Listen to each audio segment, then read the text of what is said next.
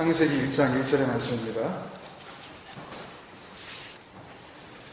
같이 읽겠습니다. 태초에 하나님이 천지를 창조하시니라. 아멘. 지난 시간에 이어서 같은 본문의 말씀을 가지고 말씀을 나눕니다.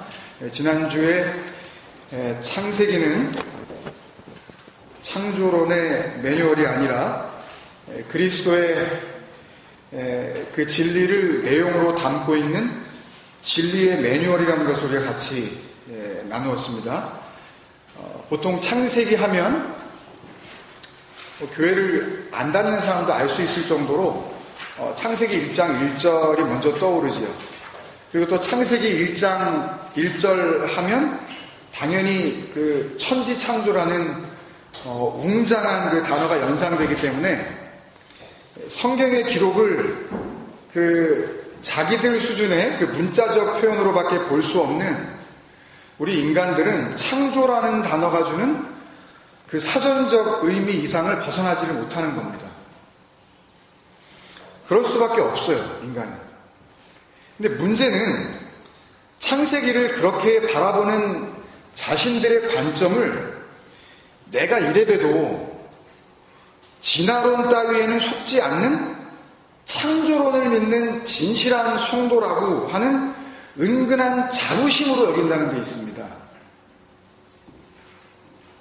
그러니까 그런 생각을 가지고 있는 것을 하나님을 잘 믿는 믿음이라고들 생각을 해요. 그래서 누군가가 진화론이 맞다라고 이렇게 이야기를 하면 한심하게 쳐다보면서 어떻게 원숭이가 사람이 될 수 있냐고 혀를 차죠. 맞아요. 원숭이는 죽었다 깨어나도 절대 사람이 될 수 없습니다. 우주 어딘가에 갑자기 한 140억 년 전쯤에 뭐 서로 모르는 얘기니까 뭐 카운팅 할 수도 없고 뜬금없는 그냥 대폭발, 한국말로 하면 큰 꽝입니다. 이게 빅뱅 이론이죠. 갑자기 막 별들도 생겨나고 막 알 수 없는 생명체도 갑자기 그냥 탄생하게 되었다. 나는 그 프레드 호일의 그 빅뱅 시오리라든지 아니면 우주에서 그렇게 막 떠돌던 어떤 무기 물질들이 어느 순간 갑작스럽게 알 수 없는 화학작용에 의해서 아미노산이 되고 또 그 아미노산이 시간이 많이 흐르다가 우연하게 이렇게 집합을 이루면서 생명체의 기본 단위인 단백질이 되었다. 그리고 또 그 단백질들은 어느 순간 시간이 또 한참 흐르다가 어느 자리에 막 모여들더니 단세포 생물을 이루게 된 것이다. 이게 진화론의 시작이거든요. 그러니까 우연을 빼면 설명을 할 수가 없는 그 억측. 근데요, 여러분이 그 우리가 아는 대장균 있잖아요. 그게 그 단세포 그 박테리아거든요. 생명체입니다, 그게요. 어쨌든. 근데 현미경으로 봐야 겨우 보이는, 사람의 눈으로는 보이지도 않는 이 작은 세균 하나가 생명으로 존재하기 위해서 필요한 아미노산 그 단백질은요, 한 2,800개 정도가 이렇게 모여야 된대요. 그게 뭔 소리인지 모르겠어요. 하여튼 책에 나와 있으니까. 근데 그것도 아무렇게나 그냥 막 단백질들이 그냥 모이면 안 되고 질서정연하게 규칙적으로 그렇게 배열이 돼야 그 작은 단세포 생물인 대장균, 박테리아가 하나가 이루어지는 거예요. 근데 이 확률이 10의 2만 승분의 1이랍니다. 뭐 확률을 아시는 분은 뭐 그런 얘기를 들으면 뭔 소리인지 아시겠지만 이것도 무슨 소리인지 모르실 거예요. 확률에서요, 10의 50승이 지나가면 0.000 해가지고 이게 50개가 0이 나오는 겁니다. 그거 분의 1이 지나가면 그거는 제로라고 봅니다. 근데 2만 승분의 1이에요. 그러니까 안 이루어진다는 거죠. 그러니까 제정신이 있는 과학자들이라면 이런 말도 안 되는 이론들을 과학이라고 믿지 않죠. 그러니까 당연히 창조 과학회라는 그런 모임들이 나올 수밖에 없는 겁니다. 맞다니까요? 이 세상은 하나님이 창조하신 거 맞아요. 근데 성경은 그런 종류의 창조를 이야기하지 않으신다니까요. 도대체 그 창조론을 가지고 싸우면 되는 겁니까, 우리가? 진화론이 맞냐, 창조론이 맞냐 하고 강연회를 열고 거기서 그걸 잘 들어서 창조론이 맞는 거구나, 그거를 확신하고 집에 돌아가면 그건 구원 받는 거냐고요. 왜 쓸데없는 데다가 시간을 보내냐고요, 교회가. 하나님이 이 모든 세상을, 눈에 보이는 모든 것을 지으시는 걸 믿으면 다 끝나는 거예요. 여러분, 교회 다닌다고 하는 사람 치고 진화론을 믿는 사람이 과연 몇 사람이나 될까요? 자기로 하나님을 믿는다는 교인이라면 당연히 창세기 1장 1절을 믿을 거 아니겠습니까, 여러분? 아니, 하나님을 믿는다고 하면서 창세기 1장 1절을 거부하지는 않을 거 아니에요. 그렇잖아요, 그죠? 그렇다면 그냥 눈에 보이는 대로 그 글자 그대로 그냥 믿는 거지만 하나님이 천지를 창조하셨대, 이거를 믿는 거 아닙니까? 교회 다닌다는 사람들이. 그럼 뭘 믿는 거예요? 창조론을 신앙하고 있는 거죠. 근데 나는 창조론을 믿어 할 때에 그걸 우리는 믿음이라고 생각하는데, 그 믿음이 우리가 에베소서를 공부해서 잘 알지만 에베소 2장 8절에 너희가 그 은혜로 인하여 믿음으로 말미암아 구원을 얻었으니 이것은 너희에게서 난 것이 아니요 하나님의 선물이라 할 때에 바로 그 믿음.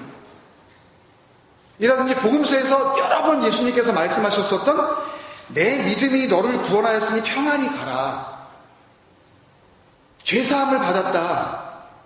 인자가 올 때에 세상에서 그 믿음, 호피스티스, 주님이 보시고자 하는 그 믿음 할 때에 그 믿음과는 아무 상관도 없는 다른 종류의 믿음이라는 거죠, 이거는. 그래서 창세기 1장 1절에 창조하시니라가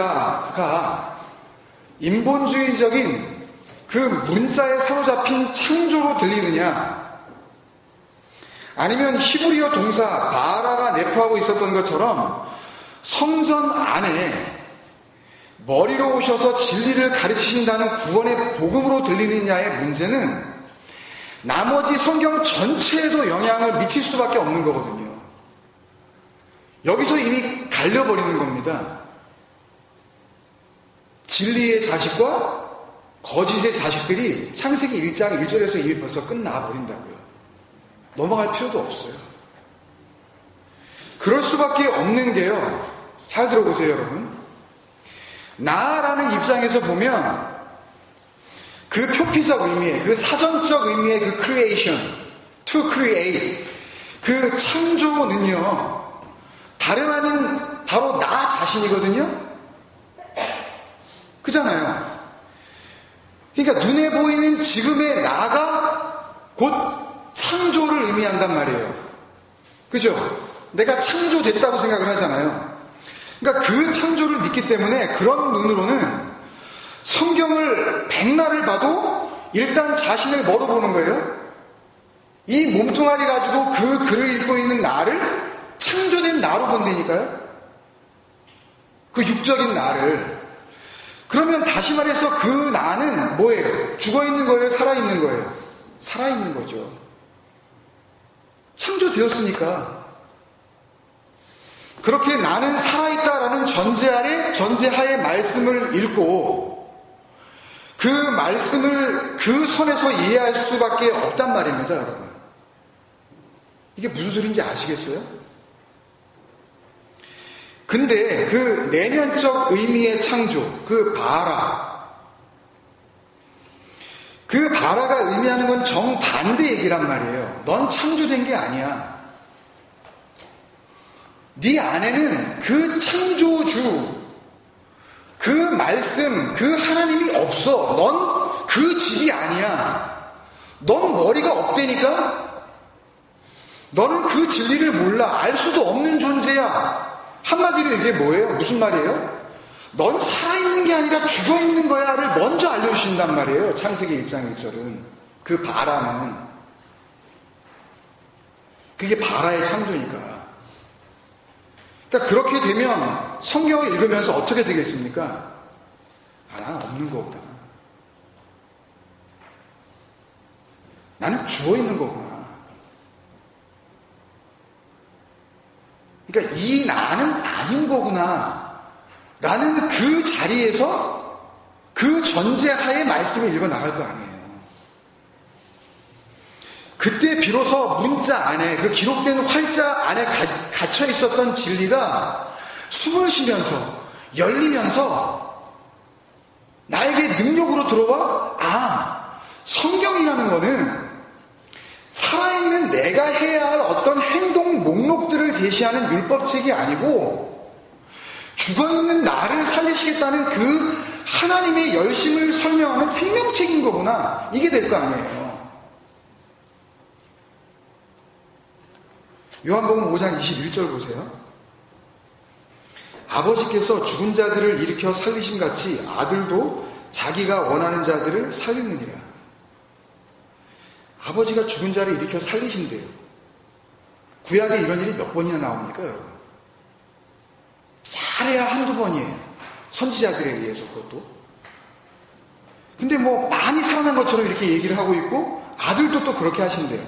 여기서 죽은 자들로 번역이 된 헬라어 그 네크로스는 에베소서 할 때 그 나눔 6번째 시간인가 에베소서 2장에 자세하게 나눴었던 거죠. 허물과 죄라는 죽음인 너. 그러니까 뭐 내가 죄를 많이 지어가지고 참 내가 죽을 놈이에요. 그런 뜻 아니라 그랬습니다. 내 자체가 허물이고 내가 죄란 말이에요. 근데 그거를 나는 살아있고 내가 죄를 졌네라고 하게 되면 하나님 앞에 나와서 잘못했어요 라고 기도하는 걸 회개라고 할 거 아니에요. 이 인간들이. 그리고 눈물 좀 흘린 걸 가지고 돌아가면서 마음의 평안을 얻고 위로를 받았다고 하면서 내가 하나님 앞에 용서를 받았다고 생각을 하잖아요. 그런 거 아니란 말입니다. 그거 회개 아니란 말이에요. 그런 거. 그러니까 비진리로에 죽어있는 그 상태, 그 네크로스의 그 죽음이란 말이에요. 아버지께서 죽은 자들을 이렇게 살리심 같이 할 때 그 죽은 자들은 허물과 죄로 죽었던 너희들, 진리를 그렇게 말을 해줘도 알아듣지 못하는 너, 말씀을 기록을 해서 선지자를 보내고 그 말씀 전하는 자들에 의하여 무슨 말을 해줘도 그거를 은혜와 긍휼로 받아들이려 하지 않고 율법 지킴과 자기 열심이라는 선악 구조 속에서만 이해하려고 하는 두 마음을 가진 음탕한 너희들, 탐심, 한마디로 설명할 수 있는 너 인간들, 그랬던 너희들, 그 죽었던 너희들이 어떤 누군가는 하나님께서, 그 아버지께서 일으켜 살리셨대요. 창세기 때도 그런 일이 있었던 겁니다, 여러분. 아니, 예수 그리스도가 십자가를 안 지셨는데 어떻게 그런 일들이 일어나지? 라고 생각하면 큰 오해예요. 하나님을 너무너무 엉뚱하게 생각하시는 거라고요. 그리고 아들이신 예수님도 같은 일을 하고 계시는 거예요. 뭘로 그런 거를 하세요? 말로. 그 밑에 나와요. 요한복음 5장 24절 25절. 내가 진실로 진실로 너희에게 이르노니 내 말을 듣고 또 나 보내신 이를 믿는 자는, 그러니까 그 말을 알아듣는 것과 나 보내신 그분을 믿는 게 같은 얘기래요. 그러면 영생을 얻었대요. 심판에 이르지 아니하나니 사망에서 생명으로 옮겼느니라. 이게 뭐예요? 이게 마라의 창조죠. 집이 아닌 너희가 집이 되는 거, 머리가 없던 너희들에게 머리가 생기는 거, 진리를 알아듣지 못하는 너희들이 그 사망에서 생명으로 옮겨지는 거, 이거 구원 얘기 아니에요? 진실로 진실로 너희에게 이르노니 죽은 자들이 하나님의 아들의 음성을, 이렇게 되는데 음성으로 들을 때가 온다는 거예요. 자기가 죽어있는 그 상태가, 이 네크로스가 아들의 음성으로 들리는 그 때가 있을 거다. 곧 이때라. 듣는 자는 살아나리라. 아, 내가 죽은 자 맞구나. 이게 아들의 음성으로 들릴 때가 있대요. 그러면 뭐가 일어나는 거예요? 마라가 일어나는 거예요. 창조가. 그때 살아나는 일이 일어나는 거예요. 듣는 자는 살아나리라. 여러분, 그러면 구약 신약이 따로 없는 거죠. 이거 나눌 필요도 없는 겁니다. 이거 아버지께서 죽은 자를 살리셨던 것 같이 아들도 그렇게 살리신다고 하시면서 내 말이 들리면 죽은 자들이 살아난다고 하셨으니까 이 아들 오기 전에도 아버지께서는 뭘로? 그 아들의 말로 죽어있는 자들을 살리고 계셨다는 말씀이잖아요. 그러니까 창세기도 누구의 말이라는 거예요? 그 하나님의 아들이신 그리스도의 말이라는 거죠. 그러니까 우리가 잘 아는 것처럼 작년 한 해 동안 주제 선고였었던 요한복음 5장 39절에 너희가 성경에서 영생을 얻는 줄 생각하고 성경을 연구하거니와 이 성경이 뭐예요? 이때 이 성경이 적어도 예수님 당시의 성경이 그라페라고 불리는 건 하나밖에 없었죠. 모세오경밖에 없었어요. 창세기를 포함한 그 성경. 그러니까 그 성경이 곧 내게 대하여 증언하고 테스티파이하고 있대요. 그 성경은, 그 모세오경은, 창세기는 전부 누구 얘기라는 거예요? 내 얘기라는 거예요. 아들의 음성. 근데 거기다가 다른 창조물을 갖다 담아놨겠냐고요. 그러니까 창세기도 들으면 얼마든지 살아날 수 있는 하나님의 그 아들의 음성, 그 복음이었다고 지금 말씀을 하고 계시는 거죠, 주님께서. 그 밑에 46절 보세요. 모세를 믿었더라면, 이게 무슨 말이겠어요? 모세가 쓴 그 글을 믿었더라면, 모세가 쓴 그 창세기, 그 모세오경이 나에 대해 이야기한 그 복음으로 너희가 들었었더라면, 그렇다면 또 나를 믿었으리니 이는 그가 내게 대하여 기록하였음이라 이미 얘기했다는 거 아니에요, 주님께서? 말씀하시잖아요. 그 창세기는 내 얘기를 하는 거였는데 왜 그걸 그렇게 듣지 못하고 있었냐고 그러시는 거예요. 오늘날로 이야기를 하면 왜 창세기 1장을 가지고 1장 1절을 가지고 니네 왜 창조론을 이야기하니? 그걸로는 절대 못 살아난다고 얘기하시는 거예요. 그런 거 가지고 싸울 필요도 없어요. 그러시면서 47절에 다시 그러나 그의 글도 믿지 아니하거든 어찌 내 말을 믿겠느냐 하시느니라. 그게 내 음성이었는데 모세의 글, 그 창세기죠. 그게 아들의 음성이었는데 그걸 그 음성으로 듣지도 못한 자가 그 아들이 정작 와서 직접 얘기한다 한들 그게 들리겠냐는 말씀입니다. 창세기를 쓴 모세는 뭘 들었다는 거예요? 그 아들의 음성 들었다는 거예요. 그러니까 여러분 창조하시니라의 그 바람은요 창조론을 확인시켜주기 위해 동원된 단어가 아닙니다. 그리스도를 알려주시기 위해서 들으면 살아날 수 있는 그 진리의 복음을 위에서 쓰게 하신 하나님의 감동이었던 겁니다. 디모데후서 3장 16절에 모든 성경은 여기서 이 성경도 역시 아직 성경이 자리를 잡고 있지 않았던 때니까 이것도 역시 예수님께서 말씀하신 그 호그라페, 그 모세오경만을 이야기하는 겁니다. 그 성경은 하나님의 감동으로 된 것으로 할 때 그 하나님의 감동이 하나님의 호흡이라는 단어예요. 데고 푸뉴스토스, 하나님이 숨 쉬시는 거예요. 이렇게 블로잉 하시는 거예요. 생기를 불어 넣으시는 거예요. 뭐에다가? 그 글을 쓰게 하신 그 저자의 그 마음에 또 그 글 안에다가 아버지의 마음을 담아주신다는 거예요. 그게 영감이에요. 감동이라고요. 그게. 창세기 2장 7절에 여호와 하나님이 땅의 흙으로 사람을 지으시고 생기를 그 코에 불어넣으시니 사람이 생명이 된지라. 이 문장을 그냥 언뜻 보면 진흙을 지금 이겨서 흙을 만들어 놓은 상태에서 그걸 도우를 만들어 가지고 클레이 도우를 만들어서 사람 같은 모양을 지금 만들어 놓고 이걸 연상하게 되잖아요. 아직 마네킹처럼 아무것도 못하고 있는 그 상태인데 거기다가 하나님이 후 하고 면상에다가 입김을 불어 넣으니까 이게 갑자기 움직이기 시작을 하네. 이걸로 이미지업 되잖아요. 근데 아까 요한복음 5장에서 아들의 음성을 듣는 자는 살아나리라 는 그 말씀의 진리를 알아듣고 그 그리스도의 그 복음이 담고 있는 내용이 무엇인지를 알고 이 창세기의 말씀을 다시 보면 바로 이 말씀은 그런 육적 인간 창조의 기원을 말씀하시는 것이 아니라 땅의 흙을 가지고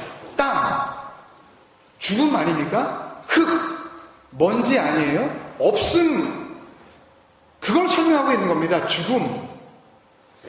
여러분들이 잘 아시는 그 헤벨, 헛되고 헛되니, 헛되고 헛되며 헛되고 헛되니라의 그 복음, 그 죽음일 수밖에 없는 이 땅의 그 아담들을 하나님의 호흡, 하나님의 입에서 나오는 게 뭐겠어요?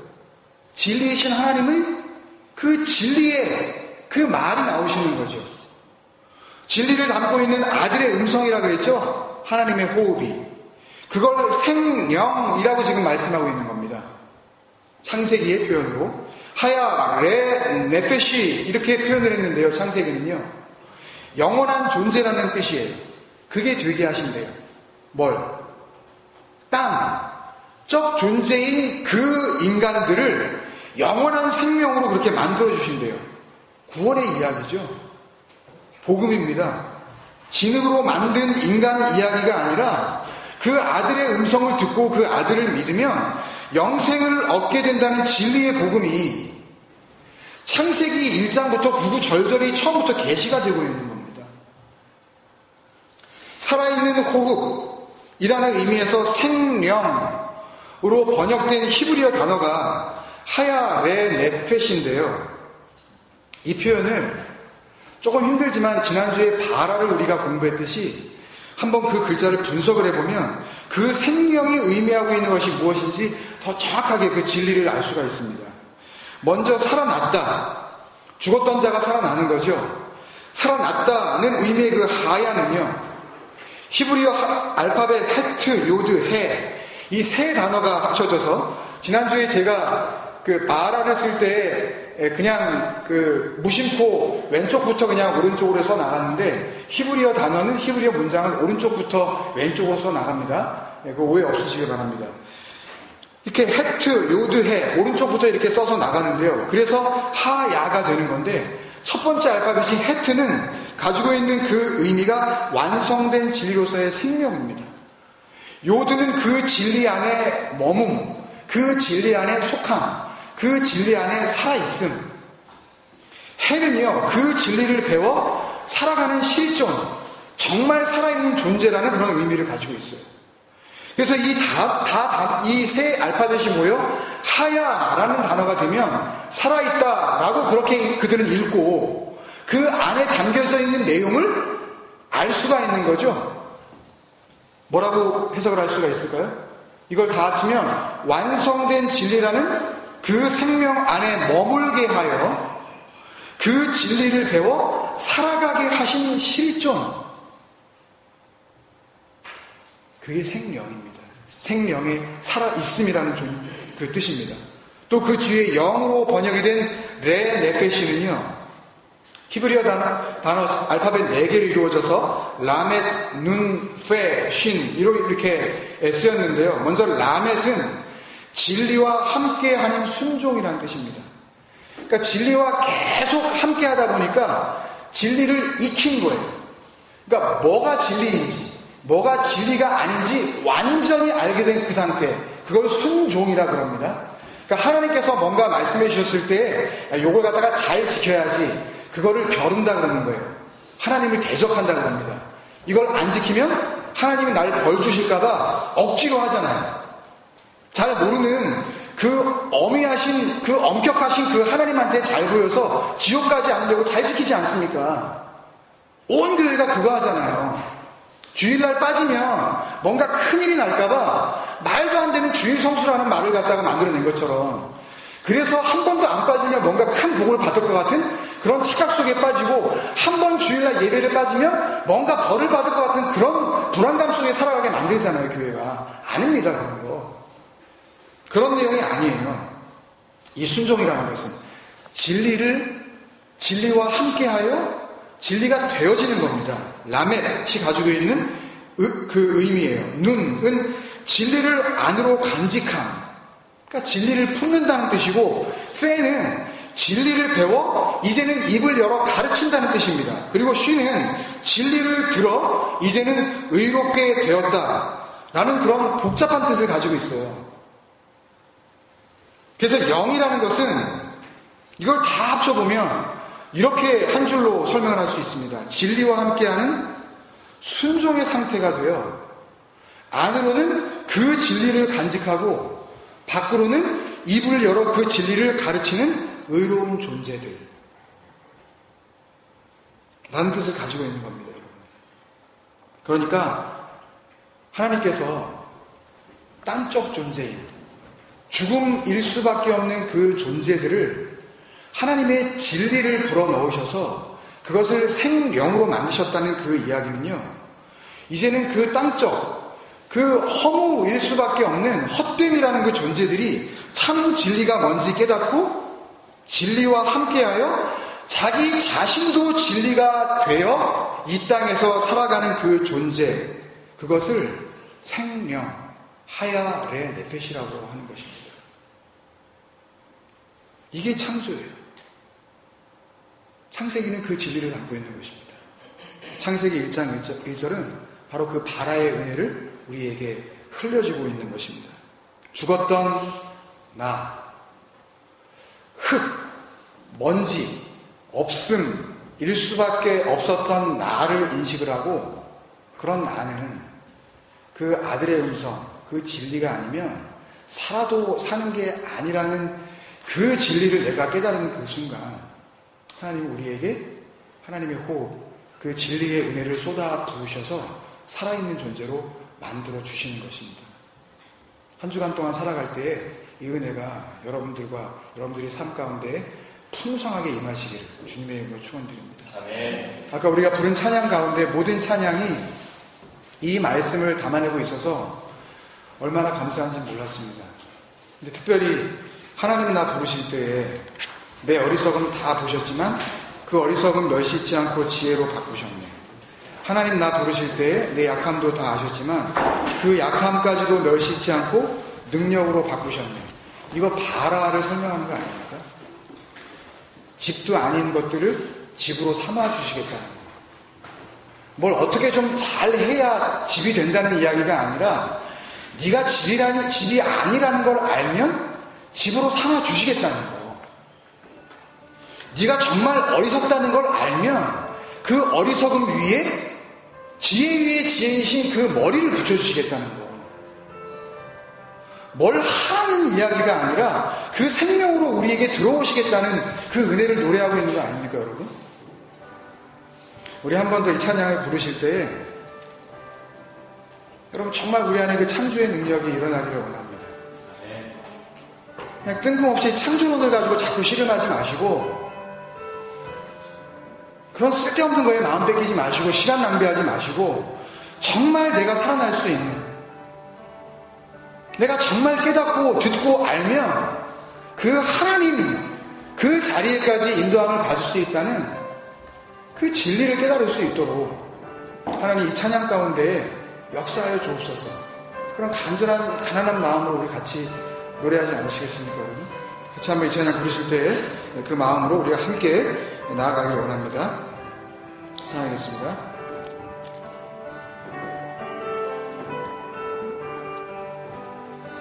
하나님 나 부르실 때에 내 어리석음 다 보셨지만 그 어리석음 멸시치 않고 지혜로 바꾸셨네. 하나님 나 부르실 때 하나님 나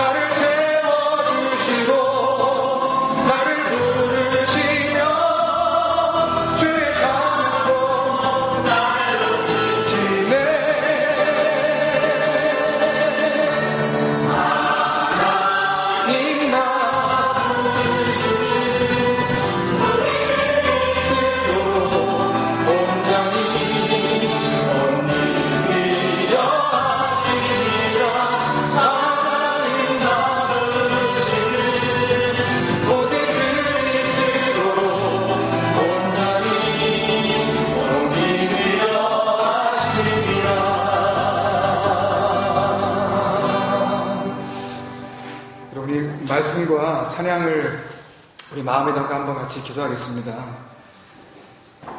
진정한 회개는 이 창조에 의해서만 이루어지는 것입니다.